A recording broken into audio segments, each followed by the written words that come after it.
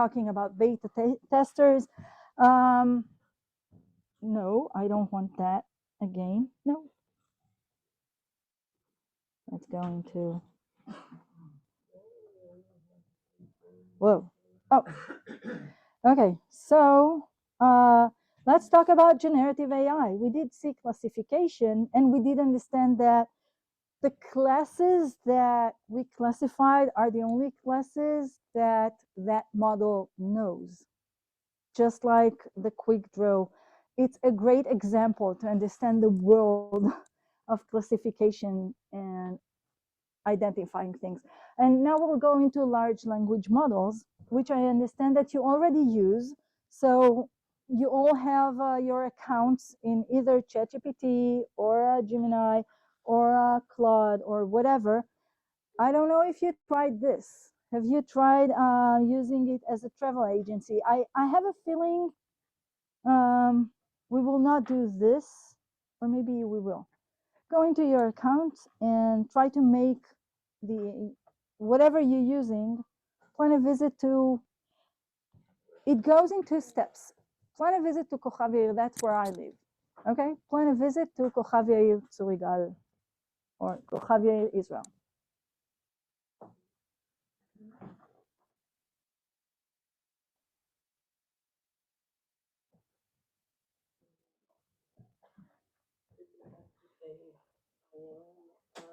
Oh, you learned that. Great. Prompting. Give a better prompt.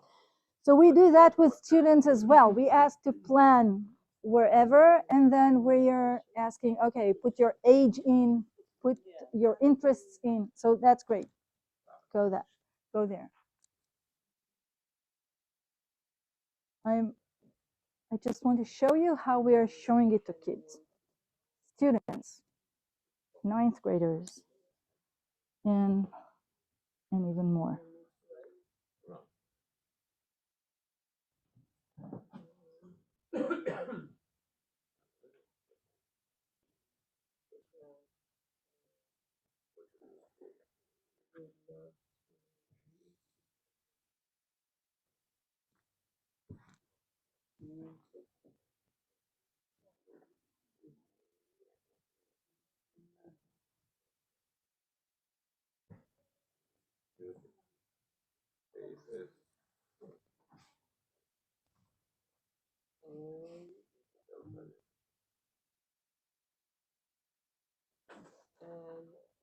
Okay, I'm counting till 15. Just submit, have an answer, and read that to me. Don't make the best prompt, just do something so we will be able to discuss it.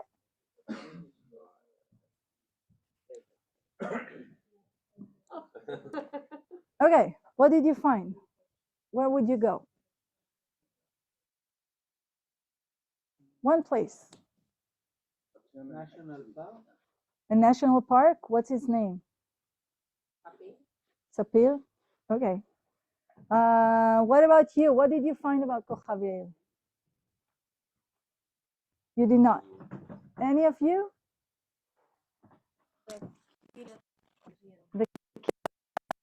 Thank you. Did you find something about Kochav Yair? No? The Apollonia National Park. Anything about Kochav Yair?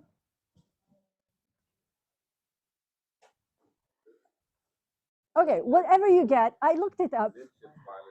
Almost none of it exists in Kochav Yair. Sapir is not a national park. It's like Kochav Yair has about 2,500 houses, small houses, families. Okay, we don't have a national park. We have a very, very small it's area with nice flowers that last for about 4 weeks in the autumn, and a lot of people come. Too many because we don't have enough parking place for them to see that. But it's a very small place. Yes. Information in Czech. Yes. There are a lot of information. It's a small village in central Israel, not far from Kfar Saba. That's right. Rana, That's right. 30 kilometers north from Tel Aviv. the place is. You asked for information. No. Just this in Czech. Oh, okay. Plan a visit. Okay. The place is. Small? Calm. Not. Yeah, not of busy. course, because it's suburbs. It's very calm. Suitable for family. For families. I'm looking for the visit. What did he offer you for a visit? Tel Aviv and then Yeah. parks. We don't have any parks. That's that. I okay.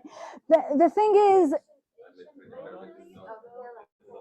Tel Aviv. Okay, my daughter got married in Tel Aviv. It's about half an hour drive when everything is, when there are no traffic jams. I just want it's of course not in Kochav Yair. It's not. It's near Petach Tikva, but not near Kochav Yair.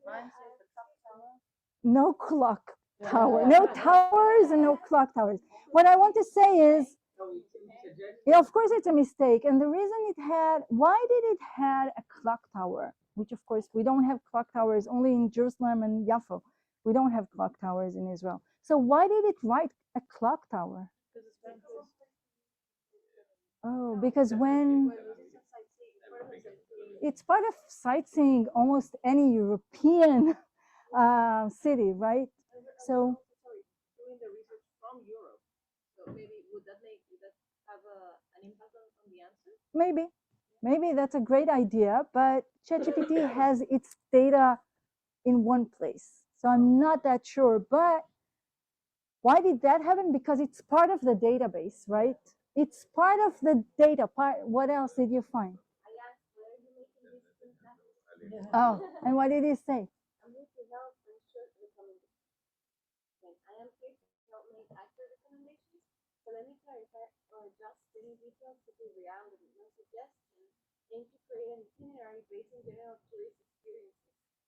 But in Yeah, go. and the limitations in terms of attractions.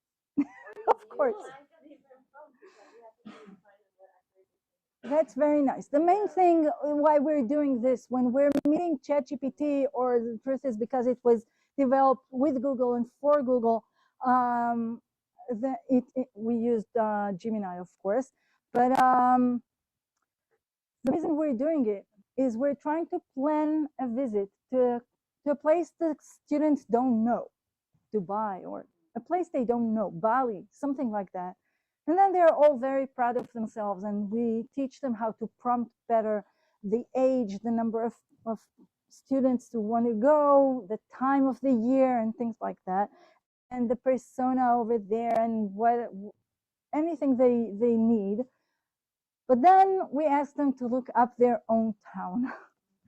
And then they realize that when they know the place, they know what the answer is, they can really see all those fault answers. But when they don't even know the material, they're so proud of themselves. And that's true for anything they will do with ChatGPT. It's not that we don't want them to use ChatGPT. Of course we do. It's out there. It's a technology that can help them, that can make things faster for them. But they have to understand the limitations and be able to critically think about the answers, because what we ask them, and that's the most important part of the lesson and the most difficult part of the lesson, look things up. What would you look up?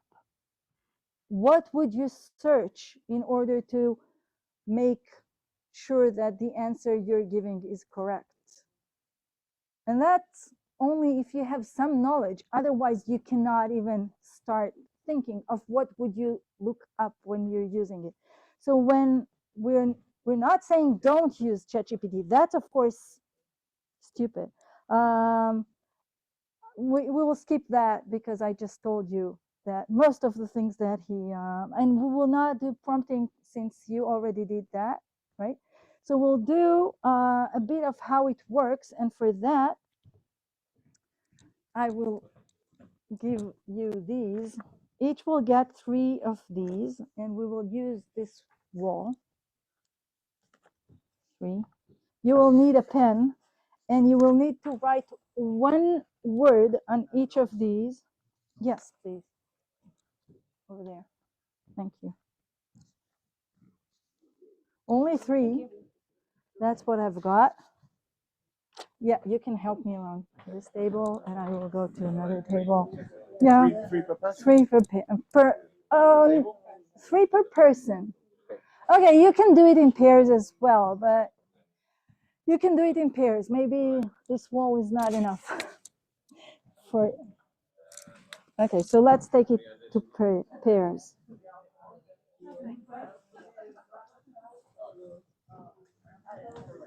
Did you have some left? Thank you. Here. הנה גם אלה.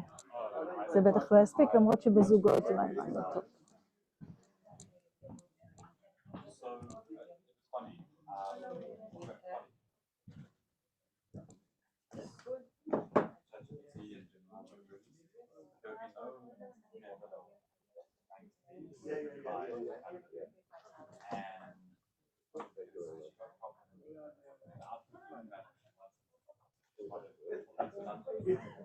Oh, thank you. And then apart from the reasoning and the motivation, it was then she's like, actually, when you they did they did a study that if you incentivize, because they use Oh. the token system, so I'll give you an arbitrary +1 point if you do a good presentation. Okay, so I can show you the sentences, right? So just please write one and what would best fit in here. You can do it in pairs. Maybe there's not enough place here. It's best to eat cereal with A to avoid spilling it.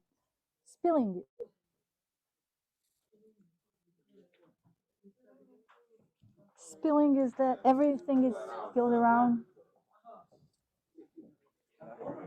Thank you. Okay, so this is 1. And the second would be, many people drink in the morning, sometimes with sugar.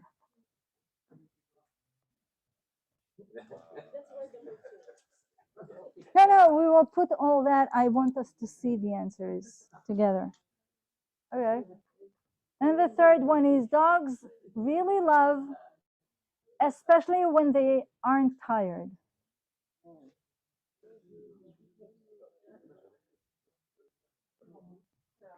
Okay, now if you would be so kind to put the number 1s here, number 2s in the middle, and number 3 to the right.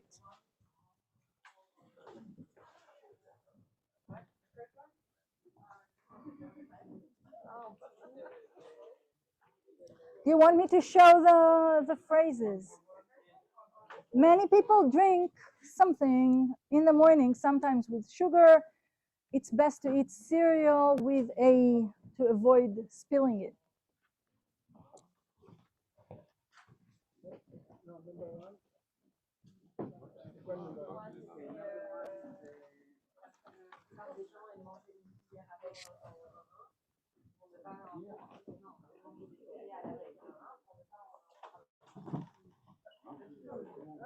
Okay. Started the line. Thank you.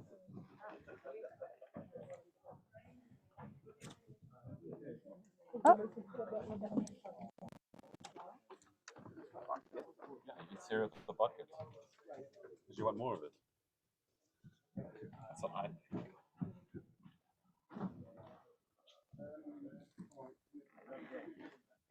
Wow, there's a line to put the words up there.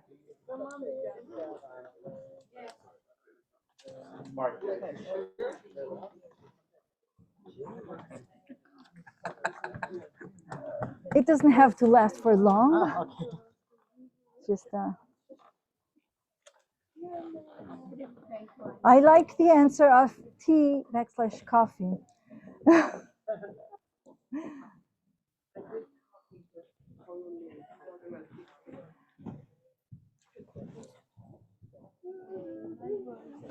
I think this one has got a.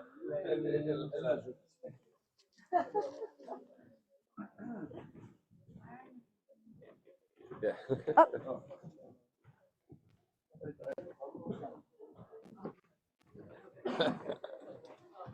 So I can tell you that most of the answers are spoon, but we do have a tray, a bucket, a bowl, a bucket. Oh, okay, it doesn't last for nothing. Okay, I'll try to make it as fast as I can. So the only one that there's only one tray. There's something else. Coffee, spoon, a bowl, a bucket. As I said, tea and coffee are the most common here. Or I don't even see anybody who drinks hot chocolate. I do. Or milk. One person said milk. And playing, walking, cuddling, walks, to run, running, something I did not understand, but running, sleep, to play, run, go out, walks, playing. What do we see here? Why did you choose those words? Why do the word spoon repeat so many times?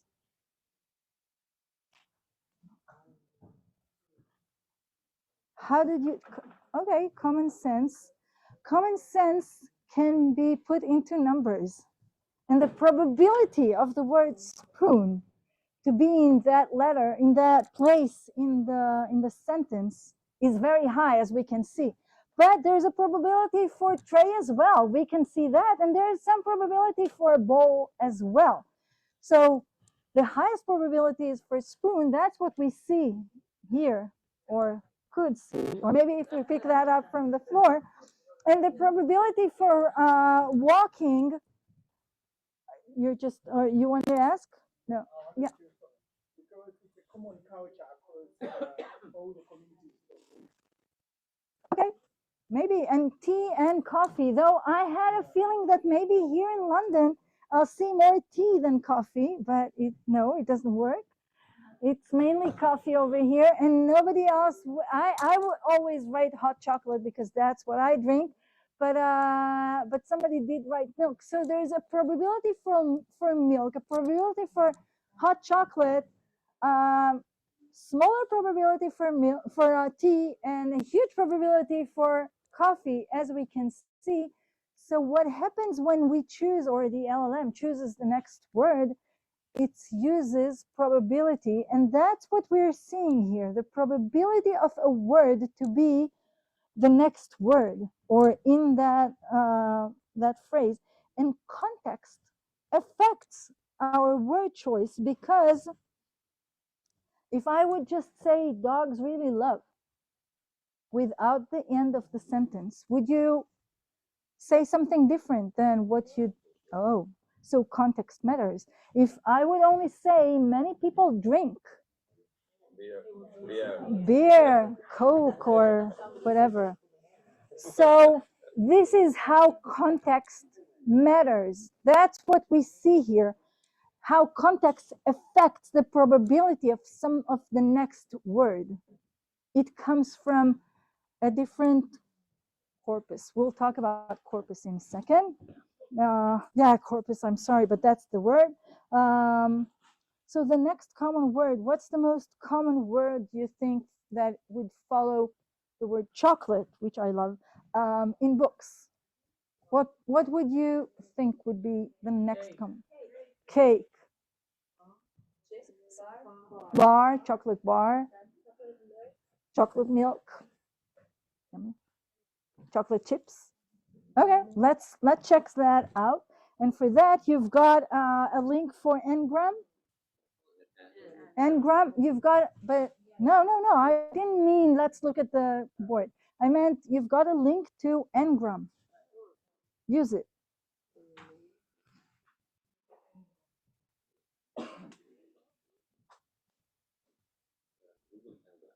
I'm sorry, because I was working with Google. Everything is Google made. I'm not saying there aren't any other things that could do the same.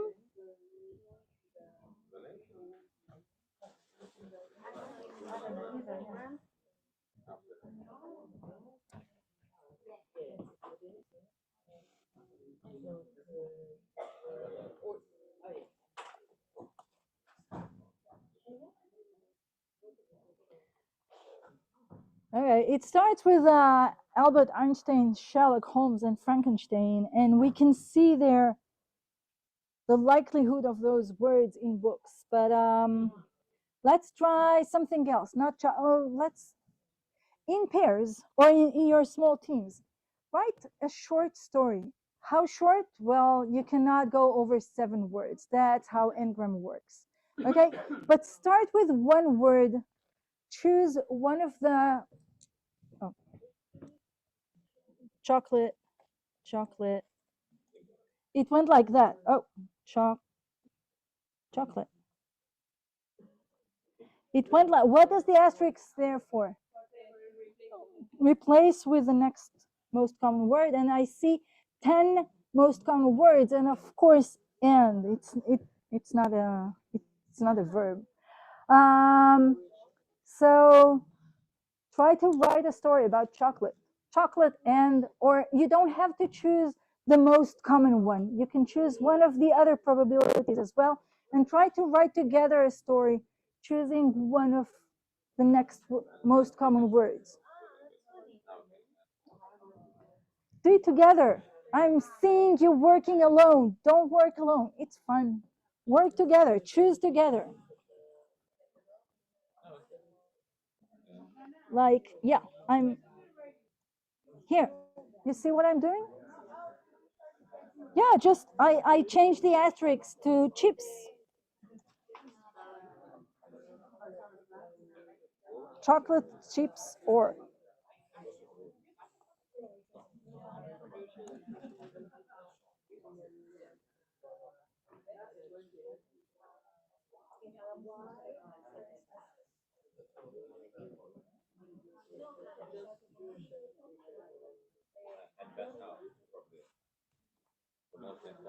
oh.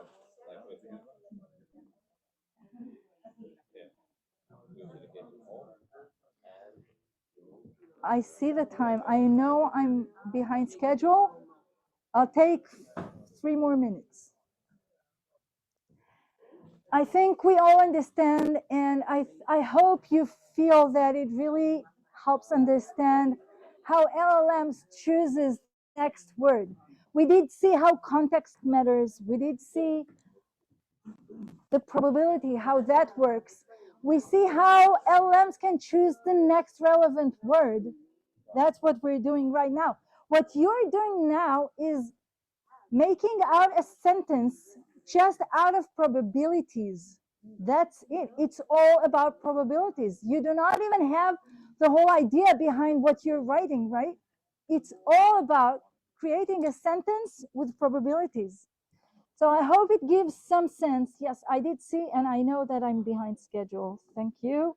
So this is something you will look at this. There's a whole list of short videos, very short videos, co.org's videos. I wanted us to see this, but I think we will not. No. Okay. Let's see what I really want. That we already did. This will be the last thing that I want. Okay. So we won't do that. What LLMs are best at? What we can see here is you are chosen to be a spokesman for the cohort of 25 participants in class. We asked students to write a praise or something for the birthday of their friends, and it was great. That was for you. And it gave me a great thing. You can try that. We can try that together. But when we're asking ChatGPT, we started with showing the problems in ChatGPT, but we should and must show what it is good for. It's great with words. It is great with giving it in different levels of speech and in different. I want it to be emotional. I want it to hand it into my teacher. It has to be very formal or anything like that. And that's very important. So we won't do that. I'm just saying, Leo, that I was supposed to do that. So better prompts, I guess you already know. And in class, we're having a whole lesson about that. So the last one will be just a short use of generative AI image tool. And for that, if you could all go back into the Padlet, you still got the link. Go into the Padlet.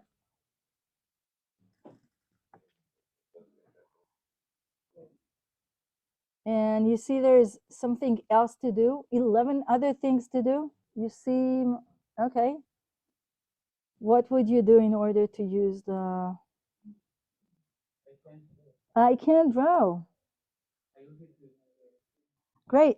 So just, I love Padlet. I pay for Padlet, and I made the Cyber Education Center pay for Padlet because it's a real great tool. But you can sign up for Padlet and you get 3 Padlets for free. So you can use that one Padlet all the time and use this to generate and ask for, I don't know, whatever good prompt you want. You can try that. Without the data behind it, it will never know that it can really draw a basketball. If it never saw a basketball player, it will not be able to have that abstract idea. You were asking about abstract idea of what an basketball player looks like. And the truth is, there are 2 ways of conducting those images. The generative AI, there are 2 ways. I'll talk about one of them.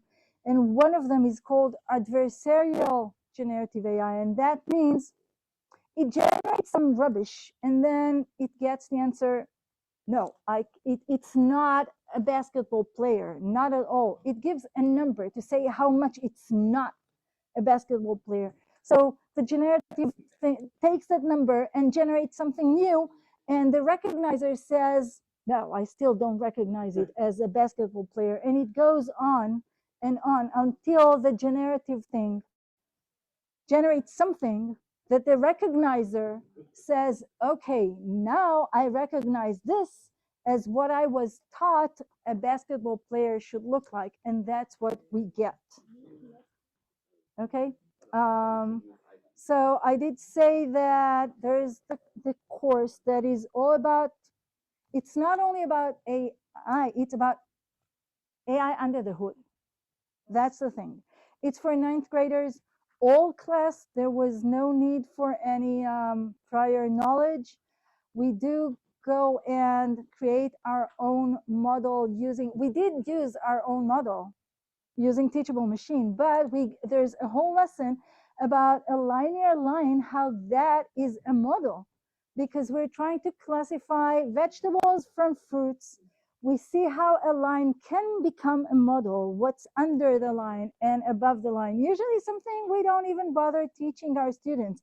We all teach them about the line equation and what's on the line, but not how you find if it's under the line or above the line. But then we go into overfit and underfit. That's the most difficult lesson, but we made it as nice as we could.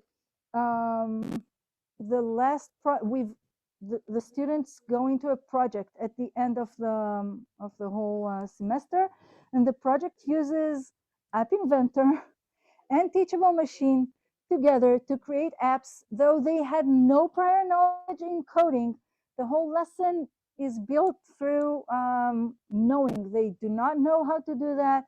They're using very few computer or coding knowledge, the fewest that is needed to create an app that is interesting. I can tell you that girls went into, okay, it recognizes the style of my hair and recommends me the type of hair cream and hair shampoo that I need. Or others went into, boys of course, went into recognizing the uniform of football teams and recommending where to see and where's the next play and things like that.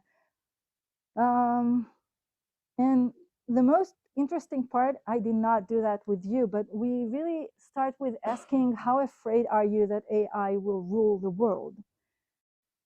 And the answer at the beginning were, well, each one has to stand on a line, and we are seeing what's where is everybody standing, but at the end of the course, they're still standing almost at the same place, but with so much more knowledge and understanding of how things work